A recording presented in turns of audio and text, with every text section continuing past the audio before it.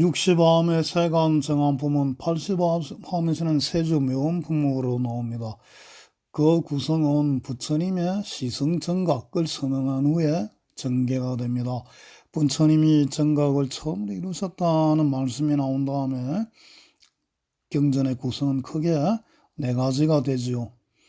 첫 번째가 이제 장음에 대해서 나옵니다. 부처님이 성도 성불한 땅 그리고 보리수 궁전 사자자에 대한 장엄 찬탄이 이루어지고, 두 번째는 세존의 부사해한 덕에 대해서 설명이 됩니다. 그리고 이제 세 번째는 중의 운집이라, 바다와 같은 대중들이 이제 운집 구름처럼 모여서 대중들이 부처님께 공양을 올리고 이제 찬탄하는 그런 내용이 나오는데, 그 첫 번째가 이제 보현보살이 되는 거죠. 그리고 이제 그런 찬탄이 다 끝나고 나면은 이제는 연화장 세계가 진동을 합니다. 그래서 진동하는 걸로 이제 끝이 나지요. 그래서 이제 이 장음에 대해서 설명을 드리면은, 이 화음을 산스크리트로 이제 원어가 강다뷰아라고 하지요. 이건 이제 중국말로 번역을 하면 자파 음식, 그러니까 자파가 장음하고 장식한다 이런 뜻입니다. 뷰아라고 하는 것은 서역 지방에서 사용하는 부처님을 공양하는 도구로서 모양은 6단으로 되어 있고 아래쪽이 넓고 위쪽으로 올라갈수록 좁아지며 꽃과 보석으로 장식되어 있고 각 단위는 불상을 안치하였다고 합니다. 탐연기에 나와 있는 이야기입니다. 그래서 이 화음은 어떤 한 가지 꽃이 아니라 갖가지 꽃으로 장식하는 것이 화음이죠. 목련처럼 품이 있는 꽃도, 국화와 같이 가련한 꽃도 모두 이 속에 포함됩니다. 갖가지 꽃으로 장식된 곳이 깨달음을 여는 부처님이 계시는 도랑인 겁니다. 이 도랑은 꽃이나 보석으로 장식되어 있을 뿐 아니라 한량없는 보석이 빛처럼 내려 흩날리고 광명이 온 천지에 가득합니다. 부처님이 앉아 계시는 자리 뒤쪽에 있는 보리수는 빛을 발하여 시방세계를 비추며 그 둥채는 맑고 투명한 유리로 되어 있고 줄기와 잎과 꽃도 보석으로 장식되어 있습니다. 부처님이 앉아 계시는 사자전은 큰 바다처럼 넓고 보석과 꽃으로 장식되어 빛을 발합니다. 옛날 오아시스 도시 국가 우선국에는 강에서는 보석이 채집되고 푸른 수목은 여행자의 눈을 쉬게 해주었죠. 또 보석이 채집되는 향기로운 강에도 찬란한 태양광선이 내리 비치고 있었으므로 이 우전국의 모습이, 혹시 화엄경이 집성된 우전국이 바로 이런 화엄경 초에 나오는 모습과 같았는지도 모르겠습니다. 그 80화음의 그 부분을 보면은 기지가 견고하여 금강소성이라, 그 땅이 견고한 것은 금강으로 이루어졌기 때문이다. 금강이 이루어졌다 이런 얘기고, 법이야 꽃과 보련, 법의 박해로 이렇게 다 장식되어 있다. 그런 이야기가 나옵니다. 그리고 이제 장음 부분에 보면은 삼업원만, 신구의 삼업이 원만하다. 이제 이 대목이 제일 첫 번째 이제 내용인데, 한문으로 보면 그렇죠. 지입 삼세 실계 평등하고 기신이 충만하기를 일체세간이고 기음이 보순 시방국토 이렇게 되어 있습니다.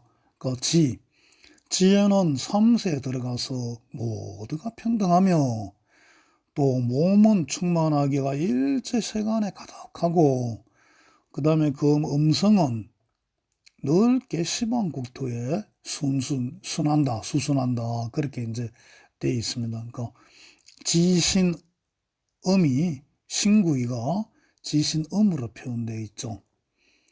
그래서 이런 삼업원만한 것을 이제 비유를 하면은 비여허공이 구함중상하고 어제 경거의 무소분별이라, 허공에다 비유를 해가지고 말씀을 드리면은 허공이 마치 모든 모습을 다 포함하고 있고 어제 경구에 무소분별 허공이 모든 경구에 분별이 없고 또 허공이 우여 허공 보변일체 오대 또한 허공이 모든 일체에 가득하게 있대 어제 국토의 평등 수입이라 모든 국토의 제국토에 평등하게 수입 따라서 들어간다. 이런 이제 설명을 합니다. 그래서 지신 음이 모두 원만한데 그 원만한 것이 허공의 비유를 하는데 허공이 모든 모습을 다 가지고 있고 또 그런 모습에 무수분별, 분별이 없고 또 모든 일체 세계에 다 들어가되 평등하게 들어간다. 이런 네 가지 허공의 특징을 이제 들어서 찬탄하는 거죠. 그리고 이제 또 부사의 언덕에 나옵니다. 가령 위신력이 해가 떠서 세계를 비추는 것과 같다. 조명세계라고 한문에 되어 있습니다. 또 복덕이 아주 청정하다. 그 삼세 소행 중복대해가 실기청정이라 3세 동안 행하신 모든 복덕의 큰 바다가 모두 이미 청정했다. 이제 그렇게 말씀을 하고 또 부처님은 항상 불국대에 탄생하셔서 구름처럼 설법, 대운설법이죠. 구름처럼 설법하고 상우도 원만하시며 교화조복 일체 중생하신다. 이제 그런 말씀을 또 하죠. 근데 이 참 요 부분의 표현이 재밌어요. 털끝 하나하나에서 교화조복 일체 중생한다. 이렇게 말씀을 하시는데 이를 못한 털끝에 하나하나 털끝에 신렁 수용 일체 세계 첫 번째 일체 세계를 수용한다는 겁니다. 털끝 하나에. 그리고 두 번째는 뭐냐? 이무장애, 장애가 없다는 거죠. 이 화엄경은 장애가 없다. 무장애라는 이야기가 참 많이 나옵니다. 일체 무예인 일도 출생사 하는 그런 대목처럼. 그리고 세 번째가 각현 무량신통력. 털끝 하나하나에서 신통력이 아주 끝없이 나오는 거죠.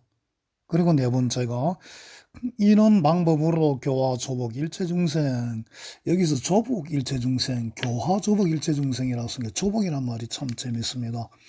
교화라고 하는 것은 그런 그냥 그 참 이 뭐랄까 거칠지 않은 그냥 순박한 분들을 이렇게 가르쳐서 이제 제도하는 것이고 조복이라 그러는 것은 거친 중생들을 힘으로 이제 제압해서 교화를 하는 것인데 이 화엄경에 벌써 교화 조복 일체 중생 그러니까 우리 중생이 얼마나 참 말을 안 듣는지 끝인지 이런 걸 은근히 시사하는 것 같네요.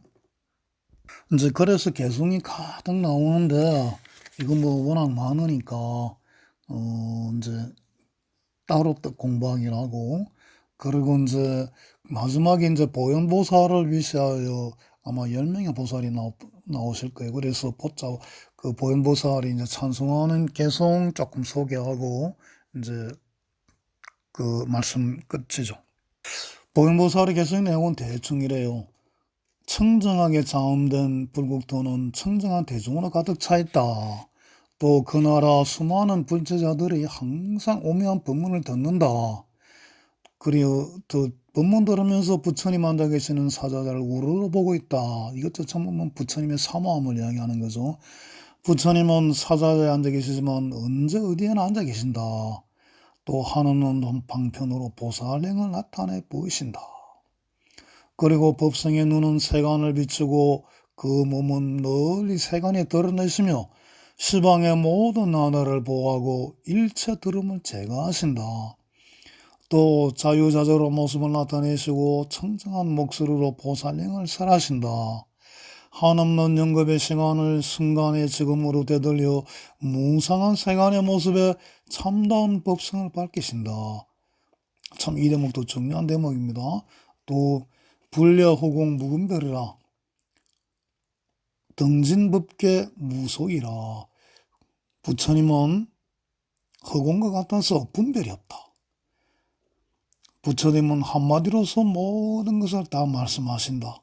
또 하나하나의 가르침 속에 남김없이 다 설하신다. 이런 내용이 이제 들어있지요. 자, 그러면은 이 화엄경은 무슨 인연으로 설한 것일까요? 법화경은 그 일대사 인연으로 부처님이 이 세상에 출연하셔가지고 부처님의 계시 오입, 그러니까 지견을 열어 보여서 중생들을 깨닫게 하기 위해서 법화경을 설하셨다라고 법화경에 나와 있지요. 이제 그래서 화엄경이 설해진 이유는 이제 법장이 탐연기라고 하는 자신의 저서에서 10가지로 밝힙니다. 첫째는 법위로 인해서 일체의 모든 부처님은 법이라는 건 자연이란 말입니다. 부처님은 법위로 무한한 법륜을 굴림으로 인연을 기다려서 설한 것이 아니라 법이, 즉 자연적인 작용으로서 설한 것이다. 즉 모든 부처님이 자연적으로 항상 설법하시는 것이 화엄경이라는 것입니다. 두둔물물이 다 설법하고 있는 것이 화엄경이라는 것이죠. 두 번째는 원력 때문에 설했다는 겁니다. 부처님의 원력으로서 이 가르침을 중생들의 근기에 맞게 설한 것이므로 노산화품에 보면은 부처님의 원력에 의해서 자유자재하게 두루 나타나시어 법륜을 굴리신다고 하였다. 세 번째는 기감, 털기에 감응할 감자, 기감으로 인해서 설하셨다는 거죠. 부처님이 중생의 부름에 응해서 몸을 가르침을 설한 것이라는 말입니다. 부처님의 몸은 모든 법기에 충만하고 언제라도 일체 중생 앞에 나타나신다고 한 것이 이제 그 기감을 말한다는 것입니다. 네 번째, 위본으로 인해서 근본을 삼기 위해서, 즉 먼저 처음에 이 경을 설하고 다음에 다른 경들을 설하기 위해서 화엄경을 근본 법륜을 모든 부처님의 근본 가르침이다 는 것을 알리기 위해서 이제 했다는 겁니다. 다섯 번째, 현덕 나타날 현자, 덕덕자, 현덕으로 인해서 화엄경이 설해졌다. 즉 부처님의 과부의 무량한 덕을 나타내어서 현덕해서 보살들에게 믿게 하고 깨달음을 얻도록 하기 위해 설한 것이라는 것입니다. 여섯 번째는 현위, 아까 말한 나타날 현, 계급 위자, 십신, 십주, 십행, 십회왕, 십지, 불제는 단계를 나타내기 위해서, 그 단계를 나타내기 위해서 그러니까 53 그 단계, 또한 하나하나의 계의가 원숙해지면 불제에 이른다는 것을 말씀해 주기 위해서 사는 것이라는 겁니다. 일곱 번째는 개발한다 할 때 개발을 위해서 설했다. 즉 중생 마음속에선 불성의 공덕을 개발하여 이것에 닦고 배우게 하기 위해서 하는 것이다. 이렇게 이제 설명을 하십니다. 여덟 번째는 견문을 위해서 보고 듣는 것, 무한한 법문을 중생이 보고 듣고 하기 위해서 설한 것이고, 아홉 번째는 성행, 행을 완성시킨다는 것이죠. 성행을 위해서 화엄경이 설해졌다는 겁니다.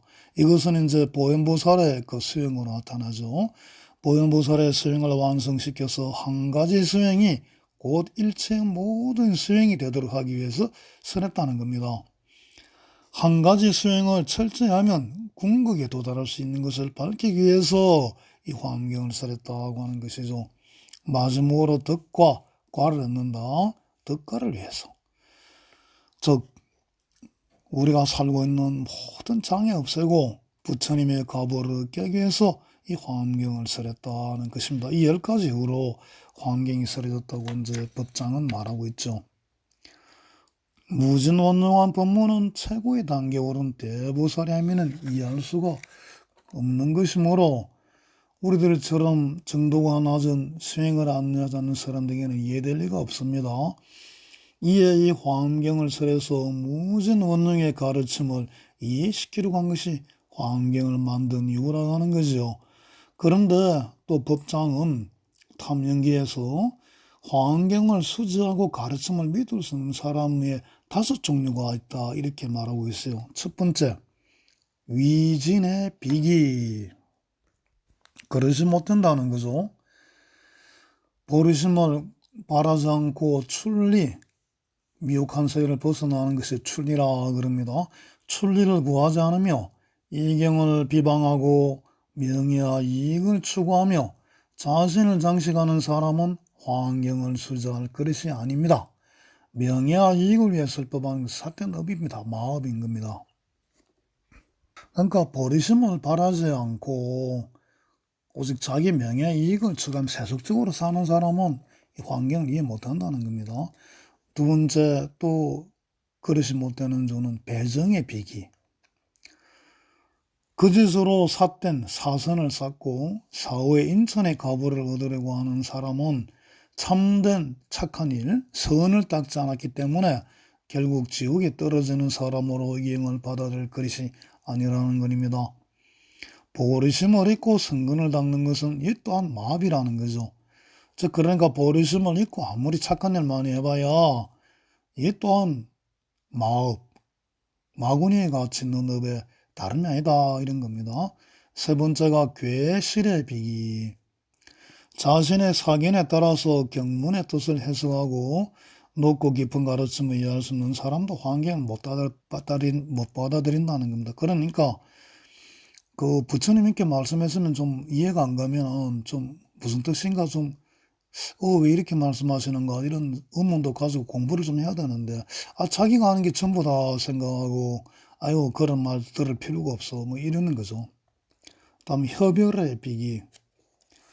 이제 참 협열 좁고 열등하단 말입니다.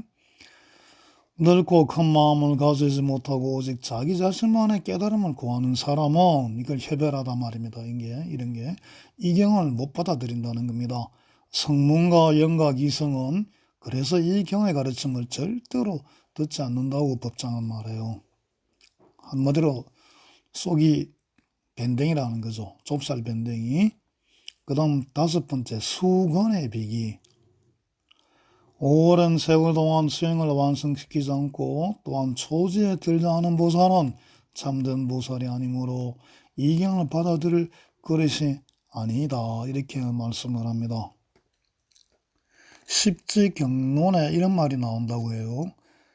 화엄경의 가르침을 듣고 그 가르침을 실행하기 위해서는 이 가르침을 믿지 않으면 안 된다. 큰 바다나 큰 불 속에 있다고 하더라도 결코 의심하지 않고 믿는다면 반드시 이경을 들을 수 있게 된다. 큰 바다나 큰 불 속에 있다 하더라도 믿으라는 거죠. 믿어야 이경의 가르침을 들을 수 있다는 겁니다. 그 우정국에 반나라고 하는 삼위성이 있었는데 이름은 반나 미가박이라고 합니다. 근데 줄여서 반나 그냥 반나라 하죠. 이 반나는 계율을 언제나 엄격히 지키며 언제나 화엄경을 독성했다고 해요. 그런데 이제 몇 년간 일심으로 화엄경을 읽었는데 때로 신비스러운 경험이 있었다고 하죠. 그런데 하여튼 이 독송의 힘으로 천상계에서 그 소식을 듣고 이제 제석천이 사자를 보내가지고 아수라하고 싸우게 해가지고 결국 이 반나가 천상계에 올라가 그 반나의 신통력으로 아수라를 격퇴했다고 하는 그런 이야기가 전해져 내려옵니다.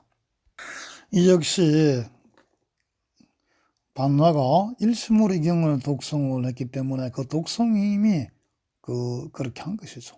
화엄경 악마를 물리칠 수 있는 그런 힘이 있다고 합니다. 또 세간정안품에는 아수라도 나오는데 이런 아수라라도 악마라도 세간에 청정한 정한 눈이 되어서 주른한 부처님 지혜를 찬탄하지 않을 수 없었을 것입니다. 악마도 또한 부처님의 참미자로 나타나는 것이 화엄경입니다. 삼라만상의 모든 것, 나무도 숲도 강도 바다도 일체의 모든 살아있는 생물들의 일대 만다라. 만다는 깨달음의 도량, 보리도량을 뜻합니다. 이 만다라의 세계가 바로 세간정안품이죠. 이들이 부처님을 중심으로 모여 찬탄의 노를 부름으로써 화엄경의 서막이 열립니다.